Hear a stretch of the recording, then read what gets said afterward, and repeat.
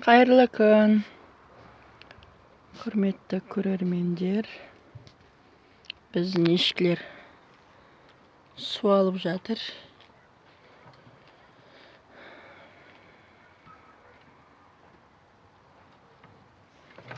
Дашаны 10 ай саудым. 10 ай дегенде су алды. Мынау қасында тұрған Дашаның лағы, былтырғы лағы. Мынау Машаны 3 ай саудым. Мүскәнайтта 3 ай саудым. Текеге түскеннен кейін сүті тартылып кетті. Машаның да, Мүскәнайдың да.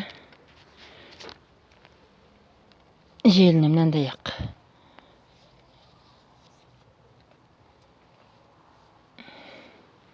Машаның күнде осындай ақ.